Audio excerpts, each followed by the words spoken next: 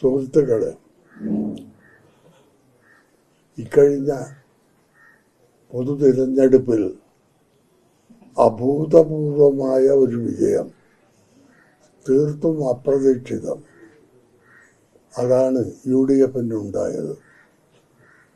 അതിന് ശേഷം ഇപ്പോൾ ആരാണ് മുഖ്യമന്ത്രി എന്നതാണ് ചർച്ചാ വിഷയം. ഞാൻ ഇന്ത്യയിലെ ഏറ്റവും പഴക്കം ചെന്ന ഒരു കോൺഗ്രസ്സുകാരനാണ്. 43 മുതൽ ഞാൻ ഖദർ ധരിക്കുന്നുണ്ട്. ഇന്നേ വരെ 43 മുതൽ 1940 വ്യക്തി സത്യാഗ്രഹത്തിലും പങ്കെടുത്ത ഒരു വ്യക്തിയാണ്. എനിക്ക് കോൺഗ്രസിലെ ഏറ്റവും മുതിർന്നവരുമായി എല്ലാവരുമായും വളരെ അടുത്ത സ്നേഹബന്ധവുമുണ്ട്. ഈ പരിചയത്തിൻ്റെയൊക്കെ അടിസ്ഥാനത്തിൽ ഞാൻ സംസാരിക്കാം. കോൺഗ്രസ് ആണല്ലോ മുഖ്യ കക്ഷി. 3 പേരാണ് മുഖ്യമന്ത്രിയാവാനുള്ള പോരാട്ടം എന്ന് തന്നെ പറയണം, മുൻപന്തിയിലുള്ളത്. അതിൽ 2 പേര് എനിക്ക് വ്യക്തിപരമായി വളരെ അടുത്തറിയാവുന്നവരാണ്. 2 പേർ.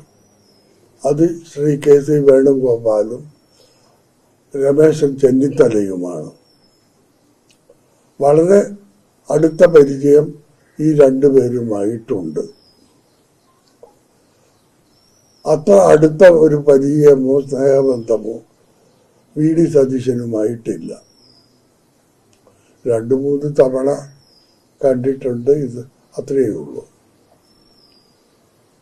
ഞാൻ എൻ്റെ ഈ പരിചയം പിന്നെ രാവിലെ തൊട്ട് രാത്രി വരെ ചാനൽ കാണലാണ് പണി. അപ്പം ഈ ചാനലിൽ വരുന്ന വാർത്തകളുടെ, പത്രങ്ങളിൽ വരുന്ന വാർത്തകളുടെ, എൻ്റെ വ്യക്തിബന്ധങ്ങളുടെ അടിസ്ഥാനത്തിൽ പറയുകയാണെങ്കിൽ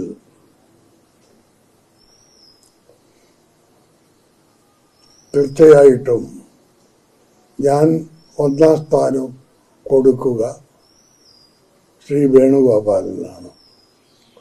അത് വേണുഗോപാലൻ എൻ്റെ നാട്ടുകാരനായി എന്നതുകൊണ്ട് മാത്രമല്ല, വേണുഗോപാലൻ്റെ അർഹത, വേണുഗോപാലൻ്റെ ഗുണങ്ങൾ. സത്യത്തിൽ വേണുഗോപാലനുമായി പരിചയം ഉണ്ടാവുന്നതിന് മുൻപേ അദ്ദേഹത്തിൻ്റെ അമ്മ ജാനകി ഏടത്തിയെ നല്ലതുപോലെ അറിയാവുന്ന ഒരു സ്ഥലമാണ്. ആ നാട് മുഴുവൻ ജാനകി ഏടത്തിയെ അത്യന്തം സ്നേഹത്തോടെ, അവർ മരിച്ചു, ഇന്നില്ല അവര്, എങ്കിലും ആ നാട്ടുകാർ ഇപ്പോഴും ജാതി മത കക്ഷി ഭേദമില്ലാതെ ജാനകി ഏടത്തിയെ ഓർക്കുന്നുണ്ട്. ജാനകി ഏടത്തിയുടെ വീട്ടിൽ വിശന്ന് വലഞ്ഞ് ഏതൊരുത്തനും കയറി ചെന്നാൽ മൃഷ്ടാന്ന ഭക്ഷണം കഴിച്ചിട്ട് അവിടുന്ന് അവരെ മടക്കി അയക്കുകയുള്ളൂ. ഈ ഒരു പാരമ്പര്യം വേണുഗോപാലനും തുടരുന്നുണ്ട്. വേണുഗോപാലനും പാവപ്പെട്ടവരോട് പരമാവധി കരുണയുള്ള വ്യക്തിയാണ്. അമ്മയിൽ നിന്ന് കിട്ടിയ ഒരു സ്വഭാവ വിശേഷമാണ് ഇത്. ഒരു പൊതുപ്രവർത്തകന് അവശ്യം വേണ്ടുന്ന ഒരു ഗുണമാണ് പാവങ്ങളോടുള്ള കരുണ. വേണുഗോപാലന് അത് വേണ്ടുമ്പോൾ, ഇനി കഴിവിൻ്റെ കാര്യത്തിലാണെങ്കിൽ വേണുഗോപാലൻ പാർലമെന്റിലാവട്ടെ അസംബ്ലിയിലാവട്ടെ എല്ലാ ദിക്കിലും തൻ്റെ കരുണ തൻ്റെ കഴിവ് തെളിയിച്ചിട്ടുള്ള വ്യക്തിയാണ്. ഇനി മറ്റൊരു കാര്യം, ഞാൻ രാഹുൽ ഗാന്ധിയുടെ ഏറ്റവും വലിയ ആരാധകനാണ്. രാഹുൽ ഗാന്ധി കഴിവുകെട്ടവനാണ്, ബഫൂണാണ് എന്നൊക്കെ പറയുന്ന വ്യക്തികളും പാർട്ടികളും ഇന്ത്യയിലുണ്ട്. അവരാരാണെന്ന് ഞാൻ പറയേണ്ടുന്ന ആവശ്യമേ ഇല്ല. വെറും വ്യക്തിവൈരാഗ്യം നിമിത്തം മാത്രമാണ് അത്തരം ആരോപണങ്ങൾ വരുന്നത്. വേണുഗോപാൽ രാഹുൽ ഗാന്ധിയുടെ മനസാക്ഷി സൂക്ഷിപ്പുകാരനാണ്. സത്യത്തിൽ ഇന്ത്യയുടെ നാളത്തെ ഭരണാധികാരി എൻ്റെ കണക്കുകൂട്ടലിൽ രാഹുൽ ഗാന്ധിയാണ്. ആ രാഹുൽ ഗാന്ധിയെ നയിക്കുന്ന ഒരു വ്യക്തിയാണ് പിറകിൽ നിന്ന് വേണുഗോപാലൻ. രാഹുൽ ഗാന്ധി പൊട്ടനൊന്നുമല്ല. രാഹുൽ ഗാന്ധി കഴിവിൻ്റെ അടിസ്ഥാനത്തിൽ മാത്രമേ ഒരു വ്യക്തിയെ ആത്മമിത്രമായി സ്വീകരിക്കുകയുള്ളൂ.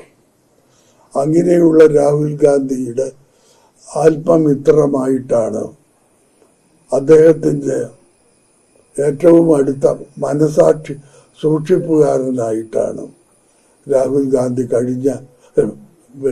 വേണുഗോപാൽ കഴിഞ്ഞ കുറേ കൊല്ലങ്ങളായിട്ട് തന്നെ പ്രവർത്തിക്കുന്നത്. ഇതും വേണുഗോപാലൻ്റെ ഒരു വലിയ പ്ലസ് പോയിന്റാണ്. പിന്നെ വേണുഗോപാൽ മുഖ്യമന്ത്രിയായി വരുന്നതിന് ഒരു തടസ്സമായി, ഒരു ദോഷമായി ചില പാർട്ടികളും വ്യക്തികളും പറയുന്ന ഒരു കാരണം,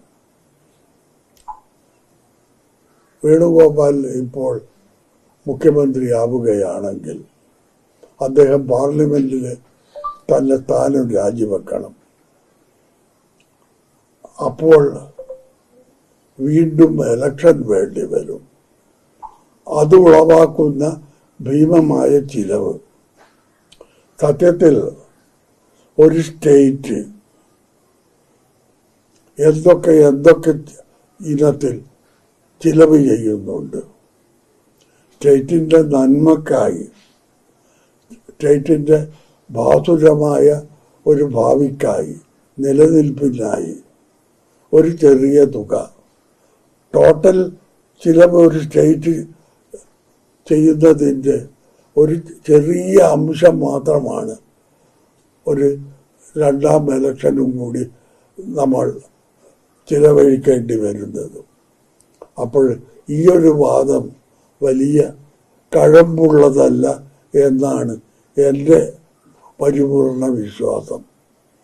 വേണുഗോപാലൻ വരട്ടെ, നാട് നന്നായി തീരട്ടെ എന്ന പ്രാർത്ഥനയോടുകൂടി ഞാൻ അവസാനിപ്പിക്കുന്നു.